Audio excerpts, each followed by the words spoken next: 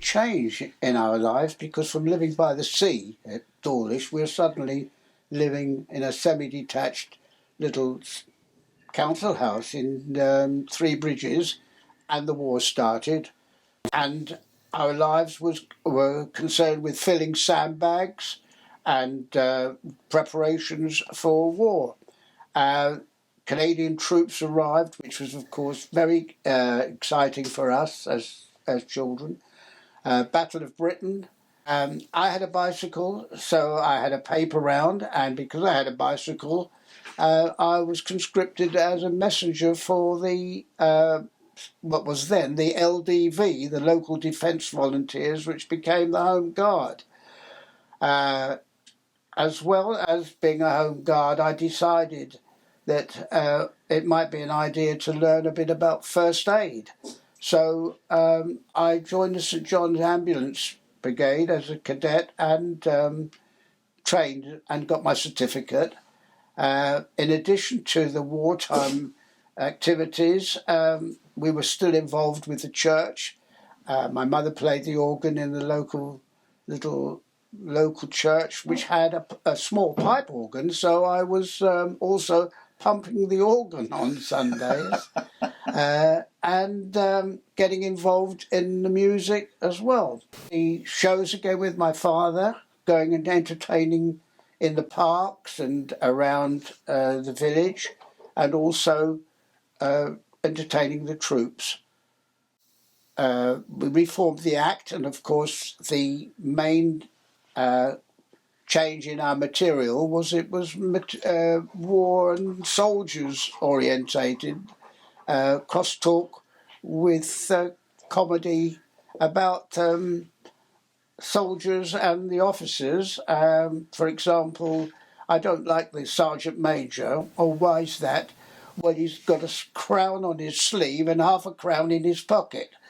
And that was the sort of humour that was entertaining. Oh, there's nothing wrong with England after all, if you only put your backs against the wall. Suppose you have a partridge, well, what is it, bones and beak? Suppose you have a pheasant, it's so high you hear it speak. But a sheep's head with the eyes left in will see you through the week. So there's nothing wrong with England after all. Because we joined what was called CSE, which was a bit like EDSA, but these were non-professionals, small groups that went to entertain, singers, dancers, whoever would be willing to go and travel and entertain the troops in their camps or in their little garrison theatres. What was your dad doing during the war? He was still travelling with our Austin 7, but because of his Italian speaking and his wine connection, he managed to get a job working for the NAFI at Tangmere Aerodrome, which I believe was connected with Chichester Barracks. And there he met an officer who was in charge of the catering and stores, and this officer had a wine shop at Sutton in Surrey. So that was our next move from watching the dogfights over Sussex to Sutton, Surrey, which was a lot nearer London, and of course in the Bomb Alley, so-called. Connected with the church, there was a gentleman who had a drum kit, and he asked my mother if I would like to go and see it. And he'd got what I suppose in them was the basic drum kit of the day, which was a one-sided bass drum, a foot pedal which looked as though it had been made out of a coat hanger, a small Chinese tom-tom, a snare drum, and he showed me what he could play on it, and asked me if I'd like to have a go. Of course, I said, I would like to try. Anyway, I did have a go, and he said something to the effect, well, you've got a bit of rhythm, so you might make a drummer one day. And that was that. Never thought anything more about it. And the next thing that happened musically was that we were taken to a show at Hawley at the cinema, which had what they called cine variety, a film and some entertainment. And there was a lady that played what I now know was a vibraphone. And I was fascinated by the sound, and she played along with the cinema organ something like Sleepy Lagoon or a light classical piece. And I was intrigued by the sound. The vibraphone was a novelty instrument used for effects, mostly with the pit drummers. And I was young at that time and hadn't got involved with the jazz side and how that developed with the American bands of Paul Whiteman and of course Lionel Hampton. It was a revelation to us in the very austere sweet rationing, because the Canadian troops would give us chewing gum and candy, chocolate bars that we'd never seen, and trading nylons for you as currency, really. But it was another change in our lives. We'd met foreign people that came, and at the time they were training for what was to come, which was the invasion of Europe. And being in danger, we had a Morrison's shelter, which was an cast iron table, which we had in the living room, which we slept under. And then I would be up at about 7 a.m. to do the paper round before I had to catch a train to East Grinstead for school. And this is with a lot of damage being done to the railways and getting the trains changed. And my life changed in that I started at Sutton Grammar School and became involved with the Army Cadets. And also my mother, in her wisdom, thought for the act it would be good if I could tap dance. So she asked me if I would go to the Sylvia Bryant Stage School at Wellington for tap dancing classes. I said, oh no, I don't want to go there. They think sissies go dancing. And then I was told that there were 150 girls there and 4 boys. And my sister was already doing dance classes at the Sylvia Bryant Stage School. So I started and became tap dancer, did ballet lessons, and my mother played piano and sang. We had the 3 Grahams doing the comedy material, and me also tap dancing now, and with girls from the dancing school. So the entertainment side was building. When I was at Sylvia Bryant's Stage School at Wellington, she was an agent for child actors and performers for the Italia Conti School.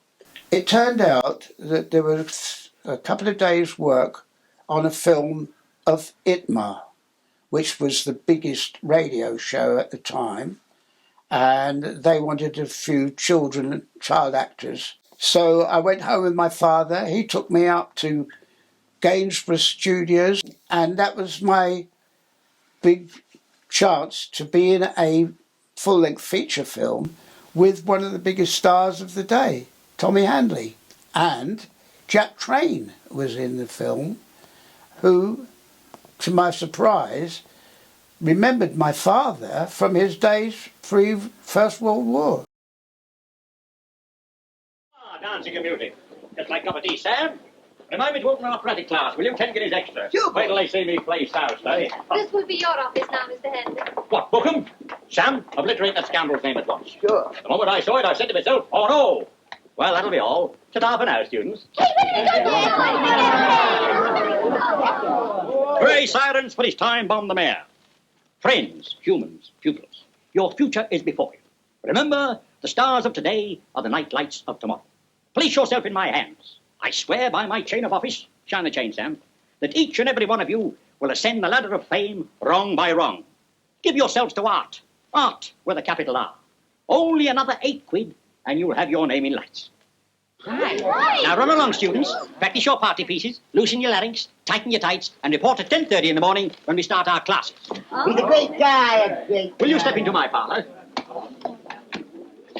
Remind me to get some etchings, Sam. Well, at school, a very good friend of mine who was a very good guitar and bass player, he said, well, let's get a band together. And I said, but I don't play anything. But what attracted us at the time was Spike Jones, which is a comedy band. So we got a group together called the Jailbirds, which was me on washboard and motor horns and doing the Spike Jones bit and cowbells. He would play rhythm guitar. Another friend of mine who was a mate at school, Smith, he didn't play anything, but he said he could play the piano if we helped him. So I stuck labels on the keys of the notes he had to hit, and we formed the Jailbirds, and with great success played the local theatres. Then, to my surprise, I was promoted from being a corporal in the Army Cadets to being a sergeant major, marching and training the cadets. My sister, who was a bit of a rebel at the time, she would get a few of her friends to hide round behind trees when we were marching to church parade and jump out and shout at my men in the marching behind me, and I would say, eyes front, keep in step, no whistling. She was evacuated, my sister, to Dewsbury in Yorkshire because the war situation was getting worse.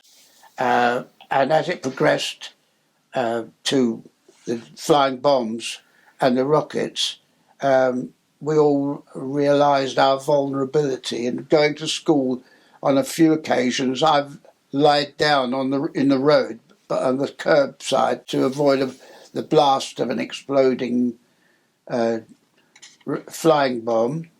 It was decided that I would do well in the shipping office in the city. So off I went on the train every day to the City of London, to the Baltic Exchange. The company that I worked for, it was called Dodwell and Son, and they were Far East importers of rubber and tea and shipping agents, really. And my job was the usual one of doing the stamp book and making the tea and running errands, which I loved because it meant I had to go out around the city delivering messages and office material. But the highlight for me was lunchtime, when I used to run as fast as I could down to St Paul's, where there was a band, one of the military bands or a concert band or a brass band playing in front of St Paul's. So my lunch hour was spent trying to find where I could go and listen to music and watch the percussion player, which fascinated me. Attitudes to each other changed, the survival and the will to win the war. And I did my school certificate exam in a shelter by running out every time the siren went. And I think that's the only reason I've got the school certificate, because I was able to ask my friends what the answer to the next question was. But I wasn't interested in office work. I could see then that I was interested in music, and that's the road I wanted to go down. I was late 17 at the time, so as soon as my 18th birthday came in July, I was called up.